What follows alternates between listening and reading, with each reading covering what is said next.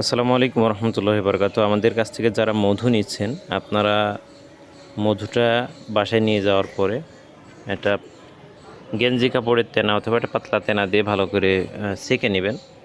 সেঁকে নেওয়ার পরে যে কাজটা করবেন সেটা হচ্ছে এরকম একটা স্টিলের পাত্রে অথবা টিনের পাত্রে প্রথমে একটা রোদি একটু হিট দিবেন আর কি। রোদে দেওয়ার পরে যে কাজটা করবেন সেটা হচ্ছে যে এরকম কাচের বোতল অথবা কাচের পাত্রের মধ্যে আপনাদের মধুগুলা সংরক্ষণ করবেন, তাহলে এই মধুগুলা আপনি অনেক দিন ভালোভাবে খাইতে পারবেন।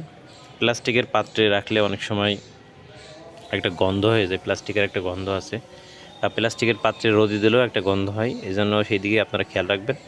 আর অবশ্যই মধুগুলা হাতে পাওয়ার পর আপনারা সরাসরি ওইটা না খেয়ে আগে ওইটা পরিপূর্ণ একটা কাপড় দিয়ে সেঁকে নেবেন, তারপরে একটু রোদে দিবেন।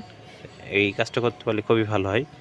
আর আমার কাছে একটা কাচের জার আছে, এই ধরনের কাচের বোতল হোক বা কাচের কন্টেনার হোক, যেভাবে হোক একটা কাচের জিনিসের মধ্যে রাখলে এটা আপনি বছরকে বছর খাইতে পারবেন, কারণ মধু তো সকলেই একরকম খায় না। তো এই জন্য আমি এই শর্ট ভিডিওটা করছি আপনাদের একটা পরামর্শ দেওয়ার জন্য। আপনারা আশা করি এইটা ফলো করবেন। ধন্যবাদ।